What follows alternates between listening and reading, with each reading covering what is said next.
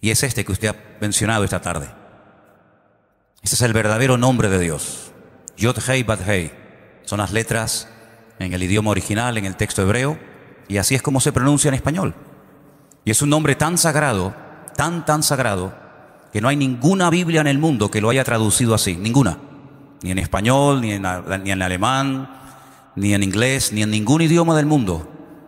El más aproximado es el nombre Yahvé, ¿verdad? En algunas Biblias dice Yahvé. En otras Biblias dice Jehová. En las Biblias, versión o en idioma italiano, dice el Eterno. En otras Biblias dice el Señor.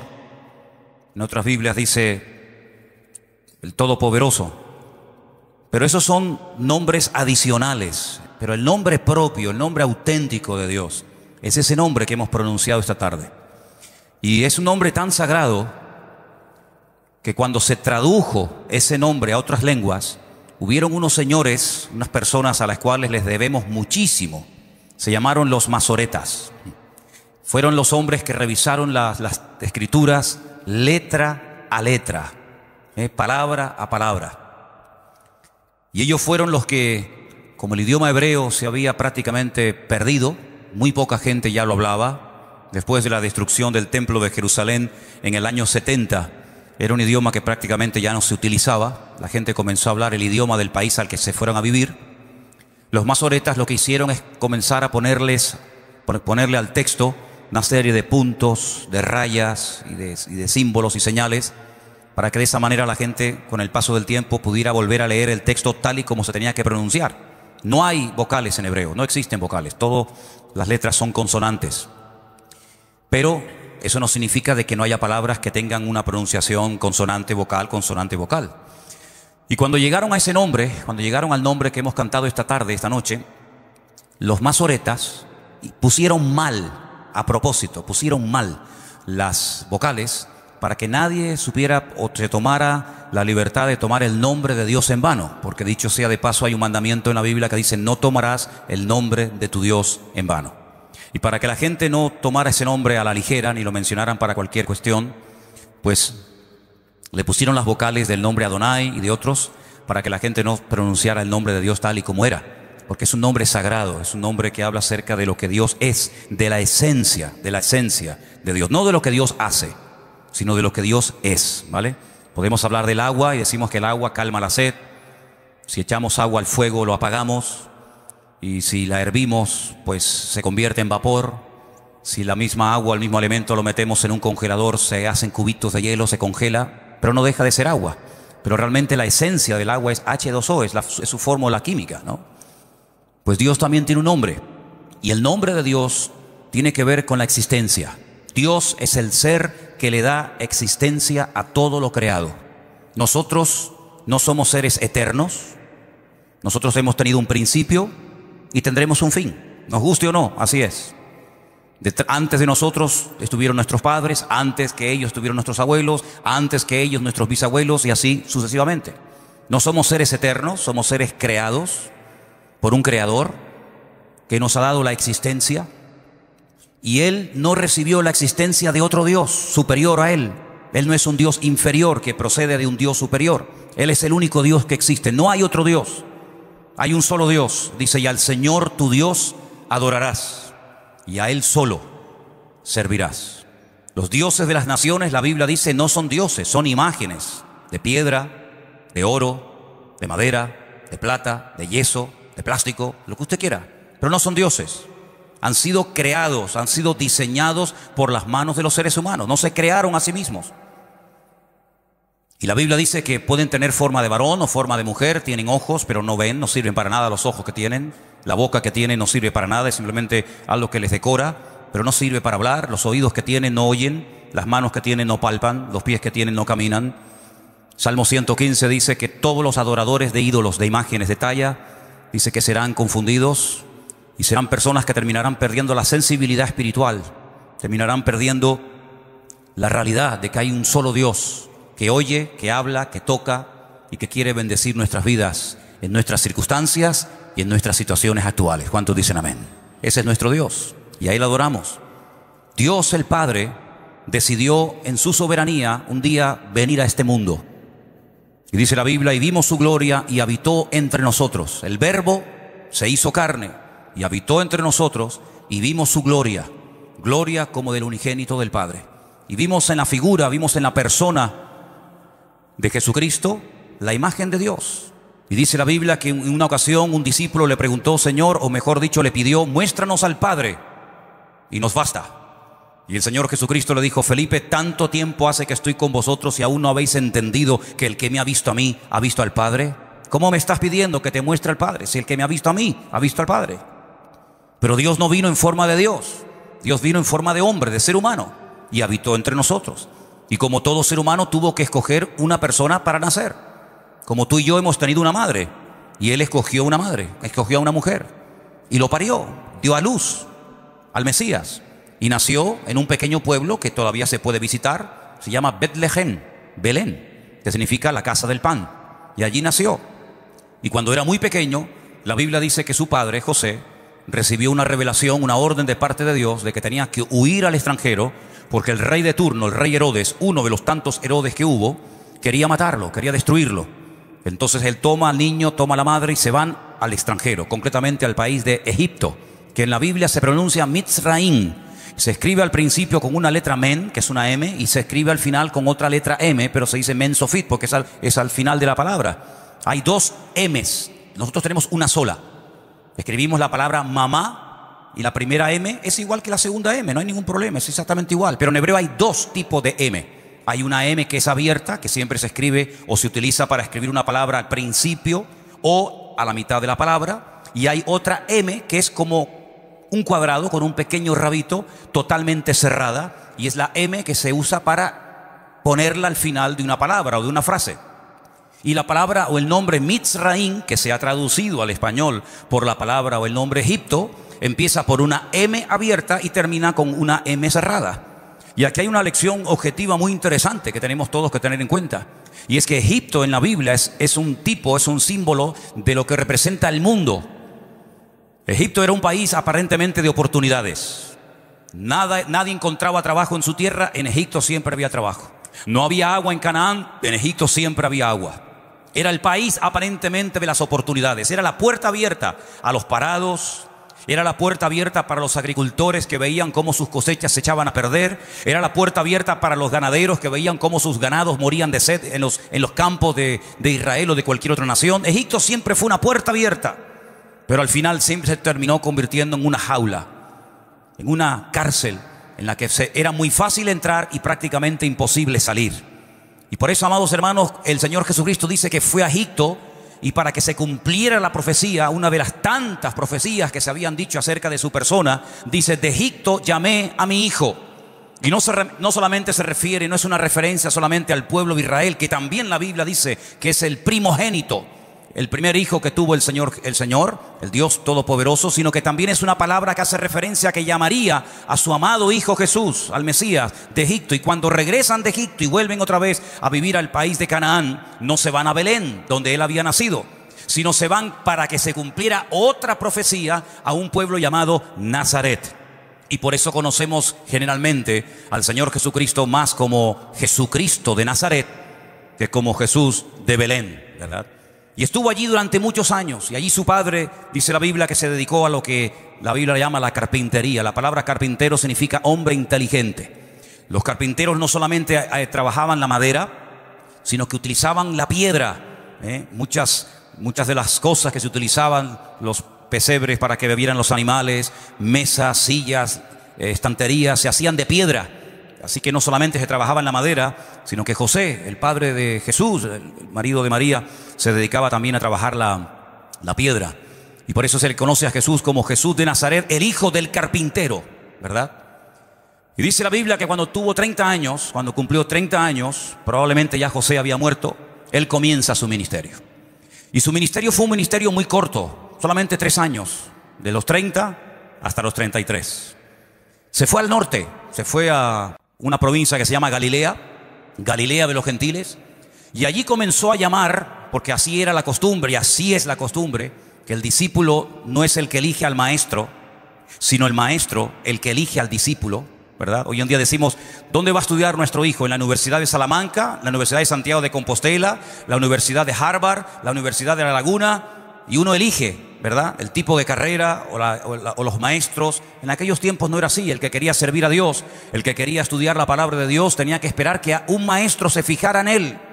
Y no era fácil que un maestro se fijara en cualquier persona. Nadie iba a ir a Galilea a llamar a pescadores para que se convirtieran en discípulos, nada más y nada menos que del Señor Jesucristo. Nadie iba a ir a Galilea. Los judíos del sur de Jerusalén, donde estaban digamos los sacerdotes, los levitas, jamás iban a ir a Galilea a llamar a pescadores para que se pusieran a estudiar la palabra de Dios. Pero el Señor Jesucristo llamó a pescadores y se rodeó en un principio de 70 discípulos. Luego el grupo se fue reduciendo y quedó en 12. Y de esos 12 sabemos que incluso uno se quitó la vida, uno se ahorcó, Judas Iscariote. Y a los 33 años, cuando ya ha enseñado, ya ha dicho todo lo que tenía que hacer y decir, se reúne con sus discípulos y les dice: os noto, os veo que estáis tristes. Y les dice palabras como: no se turbe vuestro corazón, creéis en Dios, creed también en mí. En la casa de mi Padre muchas moradas hay. Voy pues a preparar lugar para vosotros, para que donde yo esté, vosotros también estéis conmigo. Y sabéis a dónde voy, y sabéis el camino, porque yo soy el camino, yo soy la verdad, y nadie llegará al Padre sino solamente a través de mí. Pero sin embargo los discípulos no terminaban de aceptar la realidad de que el Señor tenía que irse. Habían sido 3 años maravillosos. Jamás en la vida habían conocido una persona tan espectacular como Él. Las enseñanzas del Señor Jesucristo no tenían nada que ver con las enseñanzas religiosas frías y muertas de los sacerdotes, escribas y fariseos de Jerusalén. Hizo milagros que jamás ningún profeta, ni los más grandes como Elías, Eliseo y otros, llegaron a hacer. Resucitó muertos. Dice la Biblia que una noche apareció caminando por las aguas del mar de Galilea. Multiplicó panes y peces para que enormes multitudes, miles y miles de personas quedaran saciadas. Echó fuera infinidad de demonios. Era una sociedad llena de demonios, de espíritus malignos, y no encontraban alivio ni libertad en ninguna parte, y menos en la religión, porque la religión jamás ha sido la respuesta de Dios para los problemas de la raza humana. Pero sin embargo Él echaba fuera demonios. Dice la Biblia que un día bajaba de la montaña después de haber estado toda la noche orando. Se llevó en esta ocasión a 3 de sus discípulos, Pedro, Jacobo y Juan. Y cuando baja de la montaña se encuentra un padre que viene y le dice: si puedes hacer algo por mi hijo, échame una mano, ayúdame. Y el Señor le dice: si yo puedo hacer algo, será más bien si tú puedes creer. El problema no es si yo puedo hacer algo, el problema es si tú puedes creer. ¿Qué es lo que te pasa? Dice: traje a mi hijo para que tus discípulos oraran por él. Bueno, realmente el padre había venido para que el Señor orara por su hijo, pero él no estaba orando en la montaña con Pedro, con Jacobo y con Juan. La tradición dice en el monte Tabor, allí se transfiguró y apareció Moisés y Elías hablando con él. Y tus discípulos no han podido hacer absolutamente nada. Sabes, cada vez que el hombre busca ayuda en el hombre, se lleva grandes desilusiones. Da igual si son evangélicos, católicos, mormones, testigos de Jehová, da exactamente igual. El hombre no puede guiar a otro hombre más allá de lo que a él, al punto que él ha llegado. Los discípulos eran gente también con muchos problemas personales. Los discípulos eran personas con muchas limitaciones como seres humanos. Y cuando de repente llega este padre con un niño endemoniado, no saben ni qué hacer. Claro, ellos estaban acostumbrados a que cada vez que aparecía un problema, el Señor siempre les solucionaba la papeleta. Pero en esta ocasión hicieron el ridículo, porque dicen: ¿y ahora qué hacemos con esta criatura? Así que he traído mi hijo a tus discípulos y no han hecho nada. Y le dice: ¿qué es lo que le pasa a tu hijo? Y lo que quiere es que este hombre declare y que diga qué es lo que le está ocurriendo.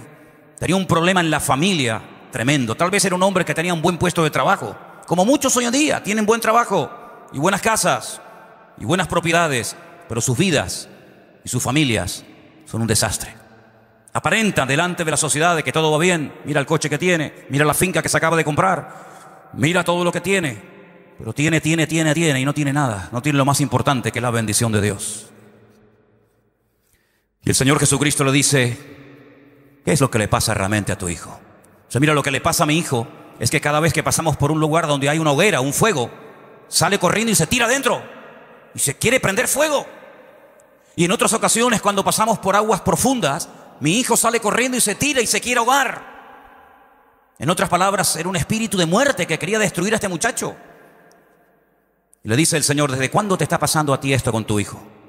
Dice: desde que es niño. Hay un momento en la vida de este padre, en la relación con su hijo, que lo perdió.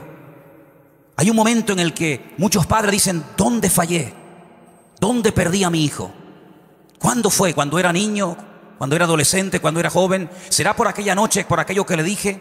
¿Será porque no le hice caso a aquella pregunta que me hacía? Hay muchos padres que han perdido a sus hijos y no saben cómo volver a recuperarlos. Y hay muchos hijos que han perdido a sus padres y no saben si algún día tendrán el privilegio de volver a recuperarlos. Así que para eso vine a tus discípulos y ahora vengo a ti. Y el Señor, dice la Biblia, que echó fuera ese demonio, porque el problema no era un problema mental, que los hay. Hay gente que tiene gravísimos problemas de la mente. Hay gente que tiene problemas físicos, pero hay gente que tiene problemas espirituales. Y usted puede ir a cualquier ambulatorio, puede ir al mejor hospital del mundo, y si tiene un problema físico o psicológico, mental, probablemente le puedan ayudar, lo pueden operar, le pueden dar un tratamiento. Pero ¿a dónde va la gente cuando tiene problemas espirituales?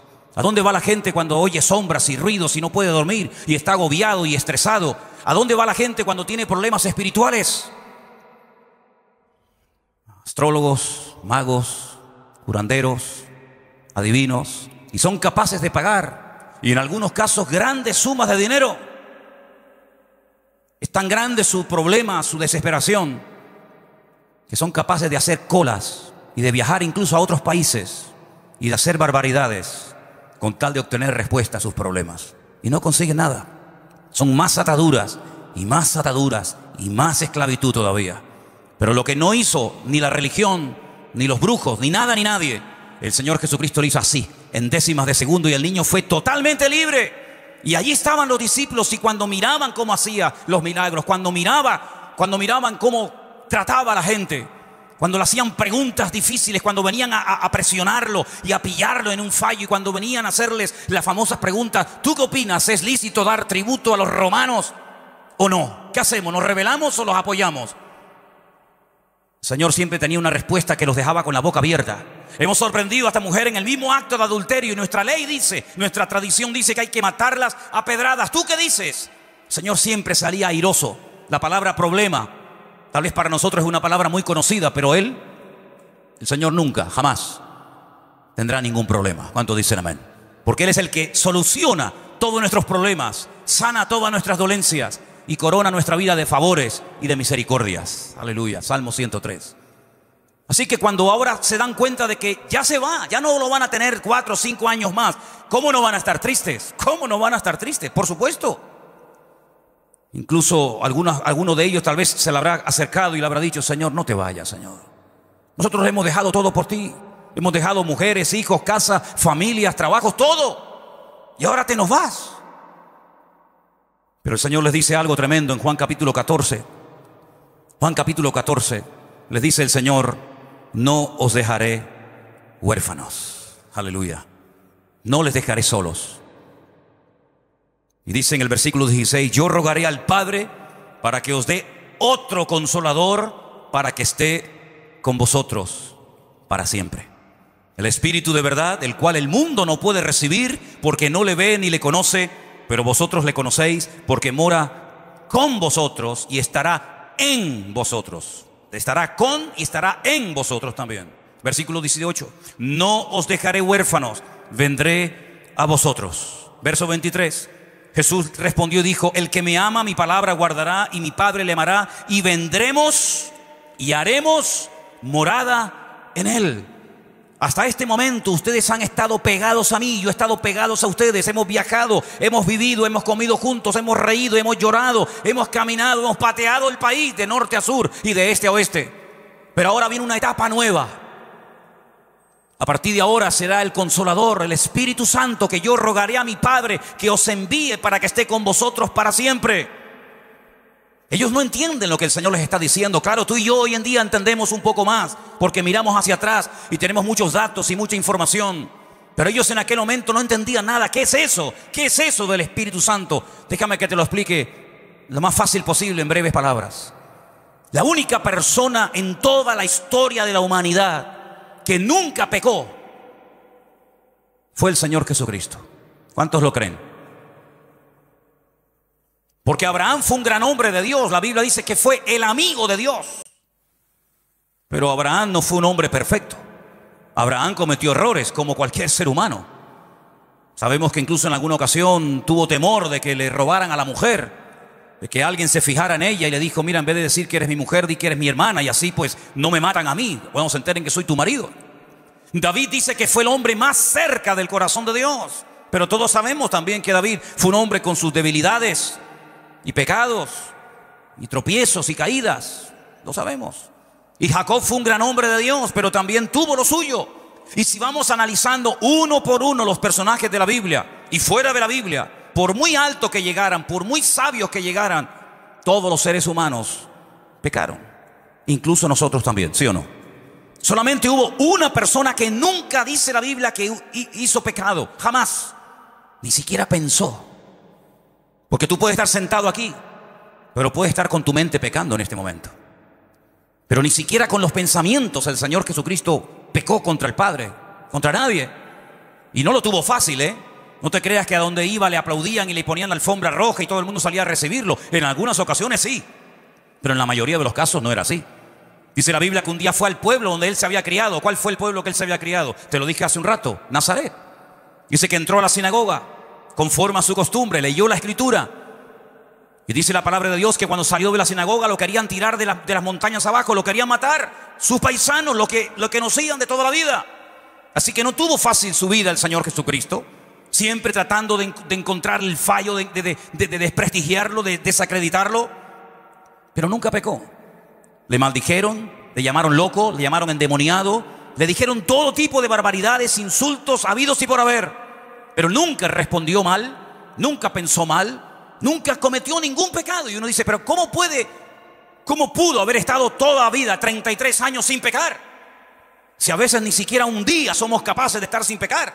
¿Cómo pudo él vivir una vida tan victoriosa, de tanta santidad, de tanto orden? Un ejemplo en todo. Fue un ejemplo para los solteros, para los casados. Fue un ejemplo para los que creían, para los que no creían, para sus discípulos. Un ejemplo para todos. Había, entre comillas, un secreto. Y sin eso, sin ese elemento, hubiera sido totalmente imposible que él pudiera vivir una vida victoriosa desde que se levantaba hasta que se acostaba. Y es que el día que fue bautizado, ¿te acuerdas? En el río Jordán. Dice la Biblia que mientras era bautizado, el Padre abrió la boca y dijo desde el cielo: este es mi Hijo amado, en el cual deposito toda mi confianza, en el cual deposito toda mi apoyo, toda mi complacencia. Óiganlo a él, óiganlo a él. En ese momento vino como una paloma. El Espíritu de Dios se posó sobre él y toda la vida el Señor Jesucristo la vivió con una unción, con un respaldo del Padre espectacular. Y no venció a la carne, como hemos hablado en las últimas semanas, porque era Dios. Claro, era Dios, es normal. No. Venció a la carne, las tentaciones, con el poder que moraba en él. Y el poder que moraba en él y lo capacitó para hacer los milagros que hacía y para vivir una vida sobrenatural permanentemente era el poder del Espíritu de Dios que moraba en él. ¿Cuántos dicen amén? Y cuando tú lees Romanos capítulo 8, dice el apóstol Pablo con unas palabras tremendas, que el mismo Espíritu, escucha bien esto, no algo inferior, de menos categoría o poder, sino que el mismo Espíritu que moró, que vivió en Cristo durante toda su vida, que fue lo que lo mantuvo en santidad, en victoria y en bendición, ese mismo Espíritu es el que ahora el Padre ha enviado a nuestros corazones para que esté con nosotros para siempre. Y así como Él pudo vencer a las tentaciones, nosotros con el Espíritu Santo del Señor también podremos vencer a todas y a cada una de las tentaciones que se nos presenten a lo largo de la vida. Y así como Cristo pudo caminar por encima de las circunstancias y cambiar el ambiente y no dejarse Él cambiar por el ambiente, exactamente igual nosotros podemos hacer lo mismo.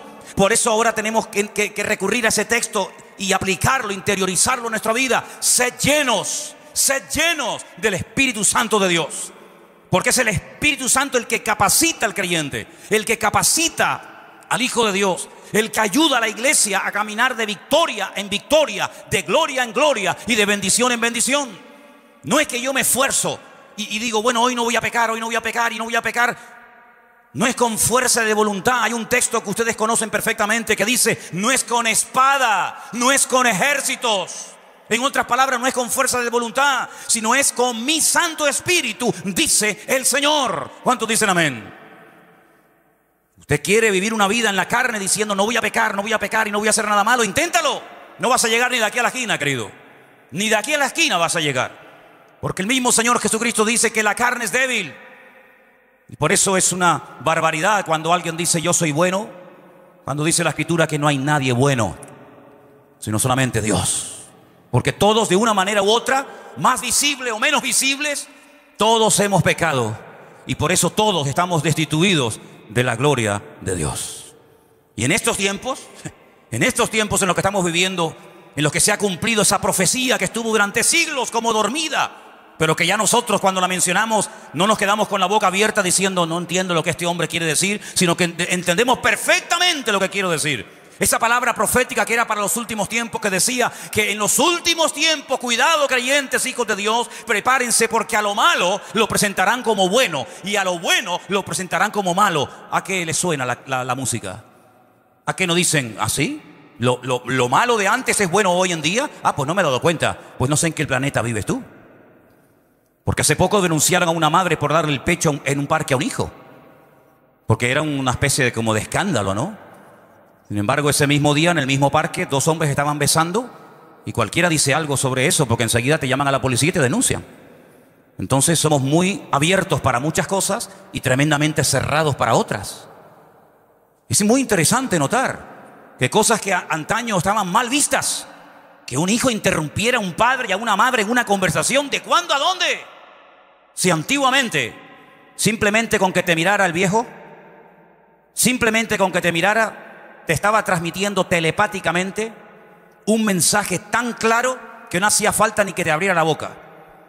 Nos decían cuando íbamos de visita a alguna casa, a la casa de la tía o a la casa de alguna vecina, no toques nada, no te muevas de al lado mío, compórtate que te meto un leñazo que te dejo seco en el sitio. Y el niño entendía la palabra sin necesidad de hacer un examen teológico, ni hermenéutico, ni vaina parecida. Sin embargo, hoy en día, los niños le dicen a los padres, no, mamá, no es así, que no, papá, que te calles, que tú no sabes nada. En nuestra época, decirle yo a mi padre, que tú no sabes nada, papá, que tú no te enteras, te daba un sopapo, que ibas dando vueltas, yo no sé si es amén o no amén, pero yo digo lo que era. Ibas dando vueltas así hasta que llegabas a la punta de Teno. Y allí estaba tu madre que te daba otra y te volvía a traer para acá, para Santa Cruz. Cuando yo venía del colegio le decía, papá, me pegó, el profesor me pegó. Y mi padre me hacía, ¡pum!, algo habrás hecho. Cualquiera se atrevía a decirle al padre que te había pegado el maestro en el colegio, porque encima cobraba doble.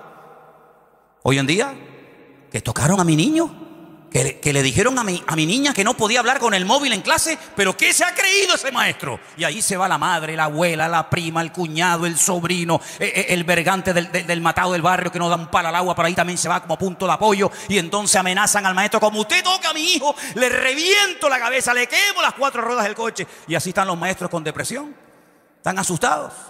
¿Qué te parece, amigo? No, pero eso no pasa en Canarias. Pues no sé dónde tú vives entonces, querido. No sé dónde tú vives. Así es, a lo malo lo presentarían como bueno y a lo malo como bueno. Lo dulce como salado y lo salado como dulce. Y ese es el mundo en el que vivimos, un mundo al revés. El mundo está patas arriba y al revés. A veces uno hasta se tiene que sentir mal por querer llevar una vida moral y por querer llevar una vida recta. Eres tú el bicho raro en vez de aquel que ya ha perdido toda la vergüenza y toda la decencia.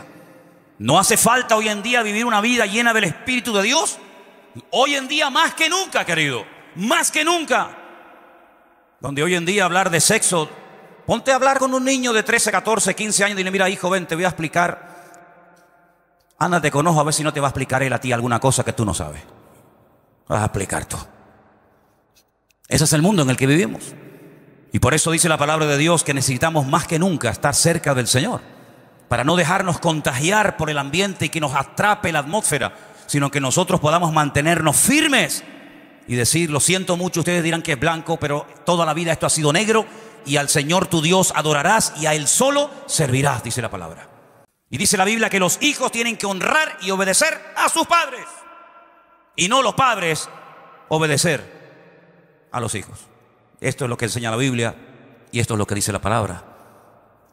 En el capítulo 14, verso 26, dice: el Consolador, el Espíritu Santo, a quien el Padre enviará en mi nombre, Él os enseñará todas las cosas y os recordará todo lo que yo os he dicho. El Espíritu Santo nos consuela, nos anima, nos fortalece, y dice aquí, nos enseñará y nos recordará todo lo que yo os he dicho. En otras palabras, tienes la ayuda, el apoyo incondicional del Señor a través de su Espíritu Santo, viviendo, morando dentro de tu vida, para que sepas en todo momento cómo comportarte, qué dijo y qué no dijo el Señor. Y el Señor te puede dar memoria y te puede dar capacidad para recordar todo lo que tienes que recordar, y también te va a ayudar para que olvides ya de una vez por todas lo que ya hace muchos años tenías que haber olvidado. Porque a veces tenemos la mente tan envenenada y tan deteriorada que nos acordamos de lo malo en vez de acordarnos de lo que nos tenemos que acordar. Y el Señor, una de las cosas que quiere hacer es poner en orden nuestro espíritu, nuestra alma y nuestro cuerpo. Porque todo nuestro ser tiene que estar ordenado para la gloria del Señor. Y no decir, no, como cristiano es una maravilla, pero como persona es un desastre. No, si él ora mucho, pero luego no da un palo al agua, no trabaja en nada. No, está todo el día trabajando, pero no coge la Biblia ni por el forro. No, Dios quiere que vivamos vidas equilibradas en lo privado y en lo público. Pues claro, aquí dentro es muy fácil ser cristiano. Aquí no hay tentaciones, que diga yo, y aquí no hay malas palabras y no hay un mal ambiente. Pero es que la vida cristiana no se vive aquí adentro. El tiempo que pasamos aquí adentro es muy corto en relación con el tiempo que pasamos allá afuera. Y es fuera donde tenemos que luchar la batalla. Y es fuera donde está el enemigo esperándonos y acechándonos como león rugiente, dice la Escritura. Y por eso tenemos que pedirle al Señor: Señor, ayúdame. Señor, recuérdame lo que tengo que hacer, lo que no tengo que hacer. Y si le pides de corazón al Señor, Dios lo hará. ¿Cuántos dicen amén? Capítulo 15, verso 26, un versículo tremendo que dice también algo muy interesante. Cuando venga el Consolador, a quien yo enviaré del Padre, el Espíritu de verdad, el cual procede del Padre, Él dará testimonio acerca de mí. En otras palabras, el Espíritu Santo no viene a la iglesia para que lo adoren a Él. No, el Espíritu Santo viene para glorificar y para levantar en alto el Señor Jesucristo. Capítulo 16, versículo 7. Yo os digo la verdad. Señor siempre te va a decir la verdad, aunque te duela. Pero el Señor siempre dice la verdad. Os conviene que yo me vaya, porque si no me fuera, el Consolador no vendría a vosotros. Mas si me fuere, os lo enviaré. El Señor sabe lo que te conviene como hombre, como mujer, como joven. El Señor sabe lo que nos conviene en cada momento de nuestra vida. A veces nosotros tenemos grandes planes y proyectos y sueños, pero ¿serán los correctos? No estarás equivocado. No estarás encaprichado como si fueras un niño pequeño con algo que a la larga te va a terminar destruyendo la vida y perdiendo dinero y enfermándote y destruyéndote. ¿No será mejor decirle: Señor, muéstrame tu voluntad, guíame al centro de tu voluntad? Porque dice la Biblia: más vale poco, pero con la bendición de Dios, que mucho sin la bendición del Señor. Dice: os conviene. Esa palabra me impactó tanto porque la dice varias veces el Señor: os conviene, os conviene. ¿Cómo sabe el Señor lo que nos conviene? Y hermanos, no hay dos personas iguales. Hay algunas personas que les conviene algo que al otro no le conviene. Fíjate que hay ejemplos en la Biblia de cómo hay momentos en los que Dios le dice a algunas personas: no vayas a Egipto. Por ejemplo, a Isaac, ¿se acuerdan? Lo dijimos el jueves: no vayas a Egipto. Pero sin embargo a Jacob le dice: vete a Egipto, no tengas miedo, yo voy contigo. Lo que le conviene a uno no le conviene a otro. Y aquí vemos que Dios es un Dios personal, un Dios que quiere tener relación personal contigo, porque a lo mejor lo que a ti te beneficia a otro le perjudica. Y uno al Señor le dirá: no, tú por aquí, y a otro le dirá: tú por allá. Y tú no tienes que seguir ni imitar a nadie. Tú tienes que seguir solamente las instrucciones que te da el Señor. Y por eso dice el Señor: os conviene que yo me vaya, porque cuando venga el Espíritu Santo, el Consolador, el Espíritu de verdad, Él os va a guiar a la verdad. Versículo 13. Cuando venga el Espíritu de verdad, Él os guiará a toda la verdad. ¿Qué dice aquí arriba? Léalo conmigo. Conoceréis la verdad, y la verdad os hará libres. ¿Quién dijo eso? El Señor Jesucristo. Conoceréis la verdad, y la verdad os hará libres. Juan 16:13 dice: el Espíritu os guiará a la verdad, porque no hablará por su propia cuenta, sino que hablará todo lo que oyere y os hará saber las cosas que habrán de venir. La gente está asustada, muchos de ellos están asustados. ¿Qué pasará? ¿Unas terceras elecciones? ¿Vamos a unas terceras elecciones o se arreglará esto dentro de 15 o 20 días? Hay una incertidumbre. ¿Y qué pasará ahora que los ingleses no quieren estar en Europa? ¿Dejarán de venir los extranjeros aquí a Canarias y sufriremos ahora en la hostelería, en el turismo, o no va a pasar nada. Y habrá dinero para pagar las pensiones dentro de 4 o 5 años, o como dicen matemáticamente que dentro de 2 años acabó la caja y ya no hay un duro más. Hay temor en la sociedad. La gente dice: ¿y qué será de mis hijos? Pagándoles una carrera para que estudien y tuvieran algo en la vida, y ahora resulta que encontramos a miles de jóvenes con grandes carreras que no tienen ni siquiera trabajo, ni tienen ni siquiera para el bono de la guagua. Y tanta incertidumbre en el ambiente. ¿Y ahora dónde vamos? ¿A Venezuela? No, ya no se va a Venezuela. Ahora los de Venezuela se quieren venir aquí. Antes nos íbamos para allá, ahora se vienen de allá para acá. ¿A dónde vamos ahora? Dice la Biblia que la gente correrá de aquí para allá buscando salidas. Pero llegará un momento en la vida en el que no van a encontrar salida más que solamente en un solo lugar, en una sola persona. Y esa persona se llama Jesucristo de Nazaret. A Él toda la gloria y toda la honra en esta tarde. Ese fuerte aplauso para Él. Aleluya. Solamente en Él hay esperanza. Solamente en Él. Aleluya. Qué bueno es el Señor. Versículo 15. Todo lo que tiene el Padre es mío. Por eso les dije que tomará de lo mío y os lo hará saber. Hermanos, este tema es tan importante, tan amplio, que podríamos estar aquí días y días hablando del tema del Espíritu Santo. Pero déjenme que les recuerde ese pasaje tan conocido del Antiguo Testamento, del libro de Ezequiel capítulo 37. ¿Alguien recuerda de lo que habla ese capítulo? Ezequiel capítulo 37. Es una visión. Eso es, una visión que tiene el profeta Ezequiel de un valle lleno de huesos secos en gran manera. Era una multitud, montaña, en vez de escombros, de huesos de seres humanos, secos en gran manera. Llevaban años, siglos al sol, y ahí estaban, secos en gran manera. El Señor le dice en un sueño al profeta Ezequiel: ven, que quiero pedirte que hagas algo. Y le dice: ponte a predicarles, profetízale a estos huesos. Pero antes de hacerlo le hizo una pregunta. Le dice: Ezequiel, varón de Dios, ¿tú crees que estos huesos volverán a la vida? ¿Tú crees que hay futuro para estos huesos secos? Y el profeta Ezequiel le dice: Señor, tú lo sabes todo, yo no sé. Pero si tú me mandas, si tú me pides que les predique, si tú me ordenas que les profetice, yo lo hago, aunque no lo entienda, aunque sea una locura, un disparate y alguna gente se ría de mí. Si es lo que tú quieres, yo lo hago. Y dice que se puso a predicarles. No sé qué les dijo. Se puso a profetizarles a los huesos secos. Y de repente comenzaron a juntarse uno con otro, y uno con otro, y uno con otro. Y dice la Biblia que comenzaron como a formarse esqueletos. Y el profeta Ezequiel oyó un ruido y dijo: ¿pero esto qué es? Y comenzaron a ponerse de pie como si fueran esqueletos. Pero dice que no había vida en ellos. Había piel, había tendones, había huesos, pero no había vida en ellos. Y le dice el Señor al profeta Ezequiel: dile que el Espíritu entre en esos huesos. Profetiza, decláralo, dilo.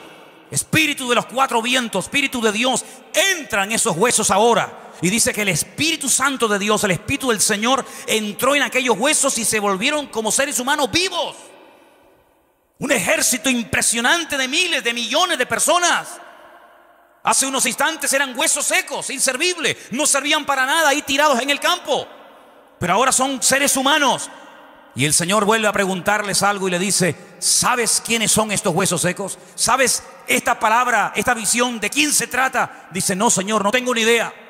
Dice: esto es lo que yo haré en los postreros días. En los últimos tiempos haré esto en la casa de Israel. Un pueblo que hasta hace 60 años no existía. Un pueblo errante por todas las naciones de la tierra. Un pueblo que lo perseguían, lo masacraban en todas partes donde iban. No tenían futuro, no tenían tierra, no tenían bandera, no tenían himno, no tenían nada ni donde caerse muertos. Estudien este tema y se van a dar cuenta de que los echaban de todas partes. Dice: pero yo los reuniré de los 4 vientos de la tierra, soplaré en ellos y se volverán a levantar, y los reuniré de todas las naciones de la tierra, y los traeré, yo otra vez los traeré a la tierra de sus antepasados, y nunca más nadie podrá sacarlos de allí. Y le habla de una restauración nacional. Le habla de una palabra profética para los últimos tiempos que Ezequiel ni entendía ni la vio nunca cumplida. Pero gracias al Señor sabemos que la palabra siempre es verdad, porque la palabra no es medias verdades y medias mentiras, sino que es verdad desde la primera palabra hasta la última. Y vimos como en un día, cosa que jamás en la historia ha ocurrido, en 1948, en mayo, más concretamente, en un día se levantaron aquellos huesos secos, aquel pueblo, aquella nación que estaba esparcida por toda la tierra, y se levantaron y se constituyeron nación. Y dice el Señor que los restauraría como nación, pero también derramaría de su espíritu y los restauraría espiritualmente. Ahí ven ustedes un cuadro objetivo, ahí pueden ustedes entender qué es lo que hace el Espíritu de Dios en una familia, en un matrimonio, en una vida cuando está seca, cuando está sin presente y sin futuro, cuando no tiene absolutamente nada en esta vida que ofrecer ni que compartir a nadie. Pero lo que es imposible para la justicia, lo que es imposible para la medicina, lo que es imposible para la filosofía o la psicología, es posible para Dios, y lo que Dios hace es cambiar las vidas. Levantarnos del polvo de la muerte, poner nuestros pies sobre la roca. Y dice la Biblia que entra dentro de nosotros con su Espíritu Santo para darnos vida, y para darnos vida en abundancia. ¿Cuántos dicen amén en esta tarde? Eso es lo que el Señor quiere hacer en nuestras vidas: levantarnos y cambiarnos la vida. Aleluya. Fuerte ese aplauso al Señor, mi hermano. Amén. La gloria sea para mi Señor. Bendito sea tu nombre, Dios. Y quiero terminar leyendo algo. Hemos leído esta tarde una porción en Primera de Pedro, ¿verdad? O en Segunda de Pedro, te habías leído. En Primera de Pedro, capítulo 1, verso 10. Sí, pero yo voy ahora a Primera de Pedro, capítulo 1, verso 10. Dice así la palabra, escuche bien esto. Los profetas, les acabo de hablar de Ezequiel, hay muchos, pero le acabo de hablar uno solo. Los profetas que profetizaron de la gracia destinada a vosotros, inquirieron y diligentemente indagaron acerca de esta salvación, escudriñando qué persona, qué tiempo indicaba el Espíritu de Cristo que estaba en ellos, el cual anunciaba de antemano los sufrimientos de Cristo y las glorias que vendrían tras ellos. A estos se les reveló, escuche bien, que no para sí mismos, sino para nosotros, administraban las cosas que ahora os son anunciadas por los que han predicado el Evangelio por el Espíritu Santo enviado del cielo, cosas en las cuales anhelan mirar los ángeles. Isaías, Jeremías, Ezequiel, Daniel, Ageo, Sofonías, Malaquías, Zacarías, etcétera, etcétera, etcétera. Hombres de Dios que oraban, que escudriñaban las Escrituras, que buscaban por un lado, buscaban por otro. ¿Y cómo será esto de la salvación? ¿Y cómo será esto de la venida del Mesías? ¿Y en qué momento nacerá? ¿Y qué persona será? ¿Y dónde nacerá? ¿Y cómo vivirá? Y tantas y tantas preguntas, ¿verdad? Y dice la Biblia que el Espíritu de Dios que estaba en ellos les iba mostrando el camino, hasta que uno dijo milagrosamente: el Mesías, cuando venga, nacerá en Belén de Judea. No nacerá en cualquier lugar, sino que solamente puede nacer en Belén de Judea. Así lo dijo el profeta Miqueas. Y Miqueas escribió eso y se murió y nunca lo vio. Pero ahí estaba la palabra: el Mesías, cuando venga, nacerá en Belén de Judea. Y otro profeta dijo: y será de la tribu de Judá. Luego, de las 12 tribus, 11 se descartan. Más fácil, ya se va achicando. Tiene que ser de la tribu de Judá, por parte paterna y materna. Tiene que nacer en Belén de Judea. ¿Qué más? ¿Qué más? Y hablará así, y vivirá así, y se comportará de esta manera, y su carácter será de esta forma. Y miles y miles y miles de detalles, porque el Espíritu Santo nos guiará a la verdad. Nunca nos mostrará algo nuevo que no está escrito en la palabra del Señor. Nadie podrá levantarse, por lo menos en esta iglesia, en otras no sé ni me interesa, pero nunca nadie se podrá levantar en esta congregación y podrá decir: hermanos, he tenido un sueño, una revelación, el Espíritu de Dios me ha hablado y me ha dicho tal y tal cosa, pero no está en la Biblia, solamente me lo ha revelado a mí. Pues discúlpeme, Dios jamás le va a mostrar nada a nadie que no esté en su palabra. ¿O usted se cree superior a la palabra de Dios? No se confunda, amigo. El Espíritu Santo nos lleva a la verdad. ¿Y qué es la verdad? ¿Quién es la verdad? Jesús dijo: yo soy la verdad. Yo soy el camino, yo soy la verdad y yo soy la vida. Dios nunca te va a guiar a una secta donde te vas a destruir la vida. Jamás. Dios nunca te va a llevar a la ruina. El Señor nunca te va a abrir una puerta que al final va a ser la ruina de tu vida y de tu familia y vas a terminar muriéndote. No. El Señor nunca te pondrá a un hombre o a una mujer a tu lado y te vas a terminar enamorando de él o de ella para que al final sea la peor decisión que tomaste en toda tu vida. Dios nunca hace chapuzas. El Señor siempre hace todo perfecto y en orden. Y cuando el Espíritu Santo dice que viniera a nuestras vidas, cosa que ya ha ocurrido, Dice la palabra de Dios que Él nos recordaría lo que Él dijo, y lo que Él dijo está aquí, mi amigo. No hay que inventarse nada. No hay que inventarse nada. Ya está todo escrito en la palabra. Y el Señor nos va a recordar lo que Él enseñó, y el Señor nos va a guiar a la palabra. Por eso dice la Biblia que no hay nada nuevo. No hay nada nuevo debajo del sol. ¿Usted quiere conocer la verdad? Pues lea la Biblia. Es que no la entiendo. Pues antes de orar, antes de leerla, haga esto. Señor, sabes que soy torpe. No tengo muchas luces. Tal vez no he estudiado ni conozco mucho de esto. Y de la Biblia, imagínate. Un libro tan profundo, tu palabra, ¿cómo lo voy a entender yo con lo torpe y con lo ignorante que soy? Pero yo te pido, Dios mío, que me abras los ojos. Yo te pido, Señor, que me ayudes, que sanes mi mente y que me expliques cuando yo voy a tu palabra, Dios mío, y que tú me guíes y me hables. Yo le aseguro, hermano y hermana, yo le aseguro 100% que cuando usted vaya a la palabra de Dios, usted la lea, usted la va a entender.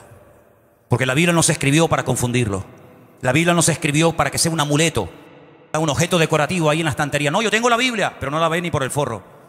La Biblia es el mapa del hombre en esta tierra, para que sepa qué camino escoger, para que sepa qué decisión tomar. Es como una brújula. Usted con esa brújula puede saber dónde está el norte. ¿Usted dónde quiere ir? Al norte, pues siga la flecha, la punta. Pero es que yo vivo en Australia, no importa. Todas las brújulas del mundo apuntan al mismo sitio. No hay una brújula que apunta en una dirección y otra en otra. Sería imposible guiarnos entonces. Todas las Biblias del mundo le van a decir exactamente lo mismo. Hay gente que dice en su ignorancia, porque no tiene otra explicación más que ignorancia, es que hay muchas Biblias y unas dicen una cosa y otras dicen otra. ¿Cómo se nota que no conocen la Biblia? ¿Cómo se nota que son ignorantes? ¿Será un experto? ¿Será un mecánico? ¿Será un informático? ¿Será un cirujano de primera? Pero de Biblia no tiene ni idea, es torpe, es ciego y encima quiere seguir siendo ciego y se cree sus mentiras.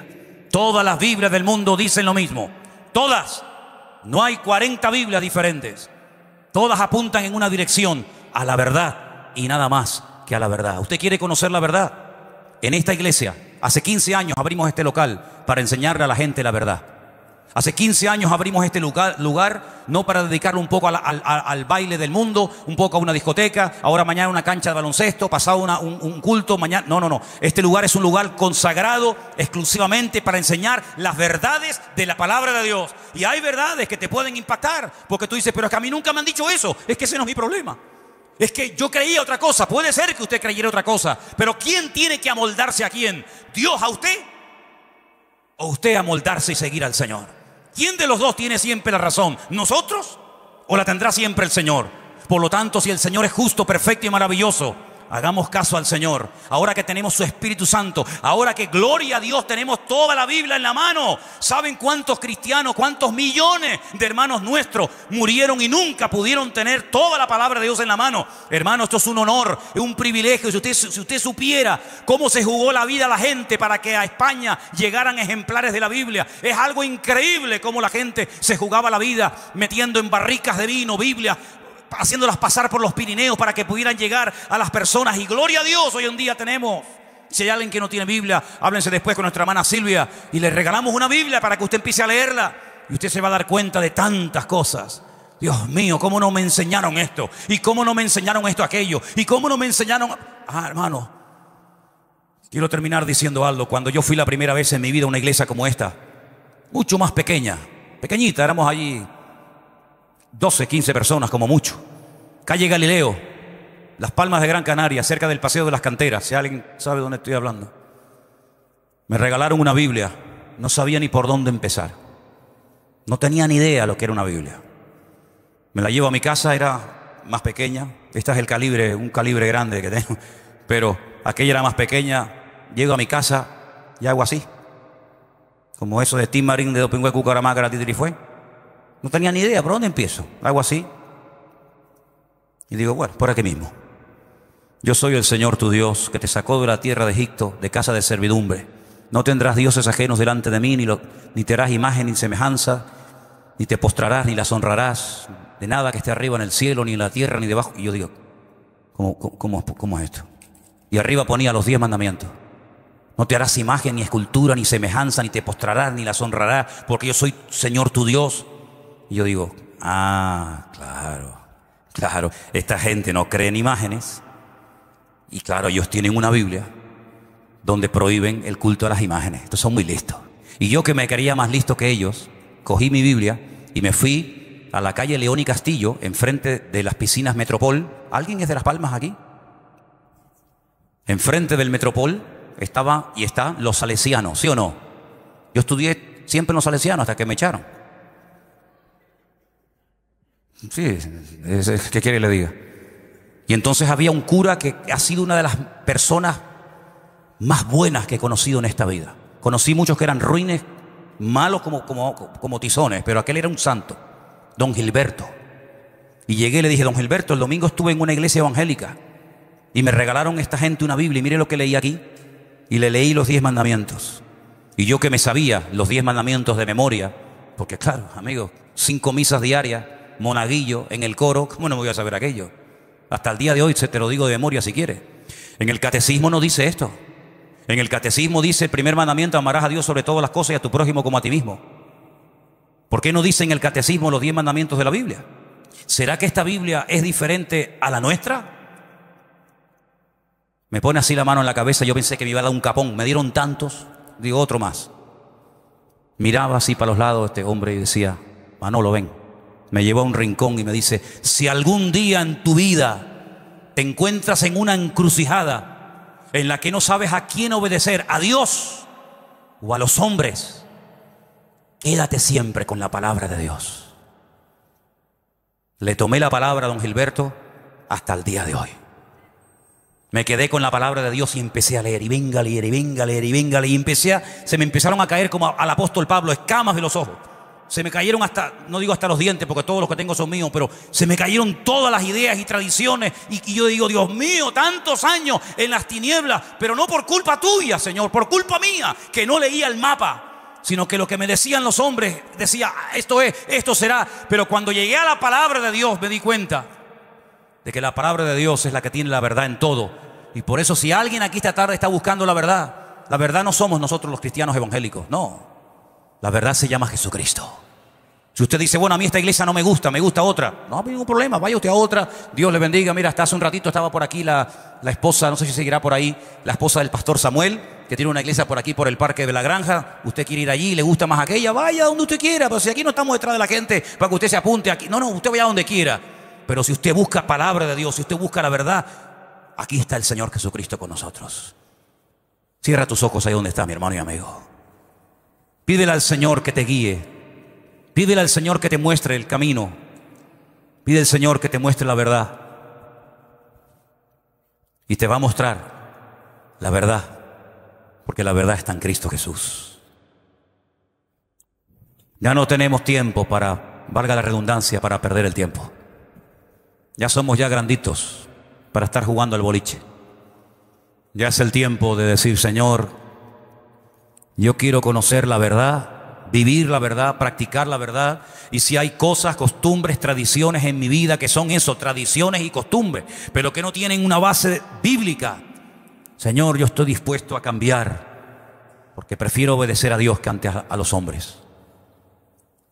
Y en esta tarde yo me quiero acercar delante de tu presencia con humildad.